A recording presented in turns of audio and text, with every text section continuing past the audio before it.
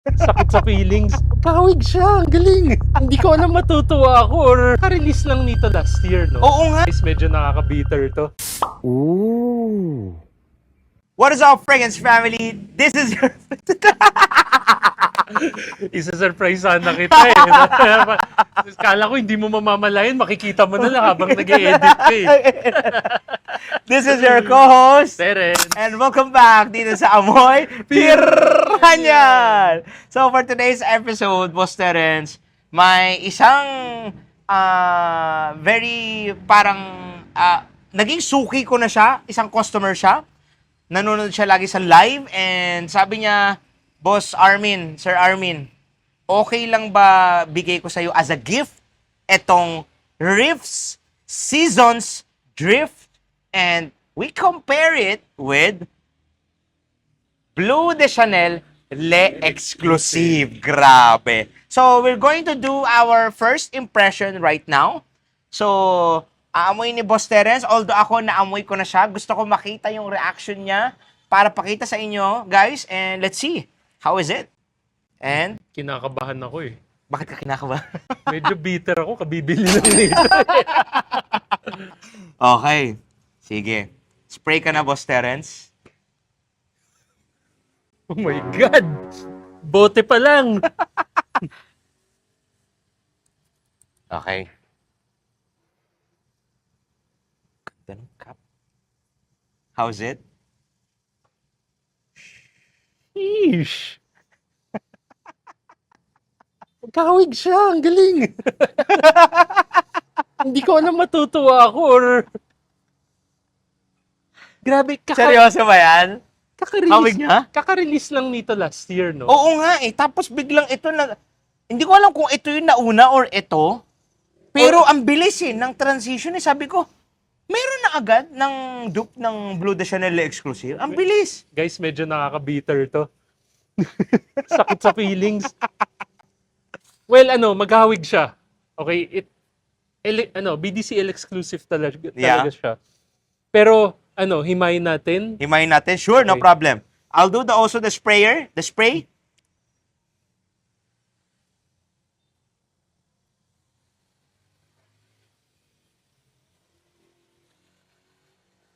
Always punasan nyo yung sprayer nyo sa bote nyo para hindi magkakalawang once you put it back the cap. Okay. Okay, gets. Okay, guys, first impressions if you don't own this, and dito lang yung binili nyo, papasa talaga siya na ito, for me. Yeah. It's just at pag side by side, and magiging mas critical tayo. For me, yung pagka-woodiness nila, or yung parang, yung pagka-leathery vibe nila. Leathery vibe. Doon sila nagkakatalo. Oo. Mas smooth, mas sobrang pino ng Bleu de Chanel Exclusive compared sa dito. Yes. Parang mas, paano ba, mas heavy yung pagka-woody niya. Mhm. Saka, May konting parang, alam niyo yung muskiness, yung parang medyo sweat na parang amoy ihi, mapanghe, animalic. animalic notes. Both are presents.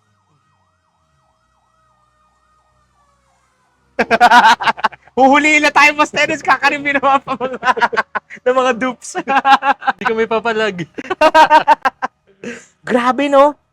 Naamoy mo yung parang may pagka burnt tire. Do you get that burnt tire? Parang, That's coming from I think from labdanum. Kasi ang labdanum, Boss Terence, parang sap ng tree yan eh.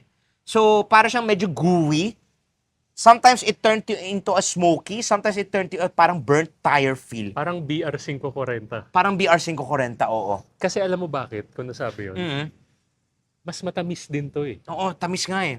I think sobrang inamp top nila dito yung pagka-tonka bean. May sweetness eh. Maybe vanillin or tonka bean. Pero yung labdanum niya, medyo inamp top, medyo pinatamis sobra yung gooiness, yung resinous, yung sap ng labdanum. In my opinion, not in a bad way. Kasi feeling ko between the both of this, dahil mas matamis to. Parang, I think this is more mas appealing. Yeah. This one is more on niche.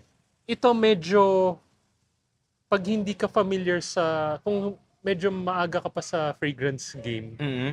You won't I appreciate don't it. think ito yung magiging first priority mo bilhin pag naamoy mo. Mas pipiliin mo pa yung pangmasa sa tingin ko which is Seasons Drift Naamoy mo dito yung pagka may oud konti Both. May oud konti yung funk. Basta it comes to me as very animalic, leathery. Ang sarap, no? May konting Dahil ihe. nabanggit mo yung oud, naaamoy ko na. Hindi yung oud na parang tae but it has konting parang pagka-funk konti. Yung kiliti lang. To give you that parang feel like, uy, ano yun? Ano yun? Matutuwa ka konti. At the same time, baka ma-weirdohan ka. But, grabe boss Terence, no?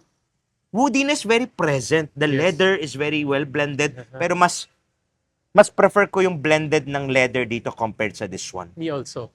It's different talaga ang Mas exclusive. suwabe ito Mas suwabe. Mas makapal ito. Pero, But then again, sa hangin, pwede mo nalukuhin Oo. mga kaibigan mo. sobrang lapit, no? Sobrang lapit. Sabihin nyo, nakali-exclusive kayo, lulusot na yan. Wow. Mas matamis lang to. Saka, Matamis konti. for those who know, mas may amoy Ipis. ito. Oh, mas ipis to Yes. compared sa dito. Hindi masyado present, No, no? no. Hindi masyado. For those who know, Oo. For those who don't know, it won't matter. Oo. If hindi kayo familiar sa ipis, do your research sa Bleu de Chanel Eau de Toilette, Eau de Parfum, and Parfum version. And also, present din dito, Boss Terence, yung pagka-mineralic. Yung parang fresh from the Yes. shower. Yes. Both sides very present. And do you get that yung grapefruit, but yung grapefruit dito parang na-overshadow ng leather Mas naaamoy ko siya dito. Very present. Dito hindi Dito masyado. wala natabunan talaga Mm. natabunan ng yung matamis, yung hard, yung woodiness. Woodiness niya. Sobrang very very strong Nakukuha mo yung pagka-pepperiness on the both sides. Again, dahil na-mention mo. Oo. May pepper, no? Mhm. The pepper is very, very present. It's kind of parang, it gives me that parang pink pepper-ish. Yeah. Pero, grabe yung mineralic nito. Mas angat yung mineralic niya compared sa this one. But in the air, you won't even differentiate it. They won't even notice it. Kailan mo susuotin to? I think ito mas pipiliin ko suotin during the night out. Mga after 5 p.m. onwards. Yung medyo may hangin na. Yung ganitong time na, medyo parang papunta na tayo sa gabi. I wanna konting dress up. Hindi t-shirt. Siguro kung t-shirt, dapat naka-black. Dark shirt ako. Parang ganito, dark brown, dark, parang black ka lang, or naka-chinong shorts ka lang, or naka-jeans ka, perfect siya. Pero for morning, I wouldn't wear this one. Malakas siya. Very powerful. Or at least dapat nasa aircon setting kayo. Yeah. Pero guys, believe me huwag niyong i-overspray to. Sa tingin ko, May, sasakit yung ulo may nyo. pinuntahan akong party a weekend ago. Ito Ah. yung sinuot ko. Although aircon environment, medyo nag-overspray ako. Kahit ako medyo nahilo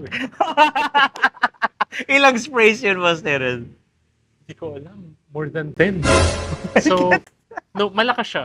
Medyo, Nakita mo yung potential power nito. kasi nadadala ako sa pagka-BDC niya Kasi kahit pa paano, may grapefruit pa rin. Yeah. Andun yung DNA. Pero guys, it's still dark fragrance Yeah. So, yun lang. Aquatic is there. Both sides. But if you want something mass-pleasing or something parang mineralic na may pagka pinatamis, to this one, you go with Seasons Drift ng Riffs. Pero for me, if ako papapiliin Sir Armin, ano mas pipiliin mong bilhin? Mas pipiliin kong bilhin ito rather than this one. Sa totoo lang. Assuming na pareho ang presyo Pareho ang nila. presyo, oo. Kung presyo nila. Oo. Pero if the price matters talaga, I would go with this one. If let's say you have this one already, but gusto mong tipirin tong pabango na to, try mong suotin to, sample mo muna, see for yourself, malaki ang matitipid mo kesa na gamitin mo to pang araw-araw mo. Okay? So, ikaw ba, Boss Terence? As a dupe, Oo. I would rate it around 7.5. 7.5. For me, as a dupe, I would rate it siguro mga 7 lang. 7 out of 10. Kasi nakukulangan ako. I wish hindi nila minadali. I wish they could take their time na parang mas lalo pa nilang pinino. No, Boss Terence? Alam mo ganito eh. Oo. Tanggalin natin to. Oo. If I'm gonna judge this as a standalone perfume, Yes. Mas mataas ang ratings na bibigay siguro ko. bibigay ko sa kanya mga 8 or 8.5. Okay. Bakit? Amoy ME na ME eh. Yeah. Amoy Middle Eastern talaga eh. Yeah. And sa mga nakapanood ng video namin dito, Yeah. we describe the exclusive as parang feeling namin si Chanel kasi they're aware na parang of the nagsa-surge ngayon yung ME eh. Yeah. And yung mga Middle Eastern notes, Oo. in-incorporate niya talaga dito eh. Para matarget nila yung audience ng mga ME fans out Yes. there. Correct. Parang naging oriental fragrance siya eh. Yes. So again, if you're gonna judge it na ito na bibilhin nyo, Oo. yes. But without knowing na may dinudupe siya, Oo. it really smells like a very oriental, ME na pabango. Yeah. So it's good naman. It's good. Eh nataon lang, again, critical tayo kasi nandito to. Yeah, very technical tayo dito. We would rate it 7. And ako din, ganun din. Bibigay kong high ratings nito. Just in case hindi ko pa naaamoy si Blue, let's say hindi ko naamoy, mas bibigay ko din tong high ratings ito. But since naamoy na namin, we compared it similar, binigay namin yung differences nila. Pero yun lang ang honest rating namin about this one. But again, thank you so much, Sir Chart SC, for sending this one as a gift. Really, really appreciate it. And hopefully, na-enjoy nyo itong review na to.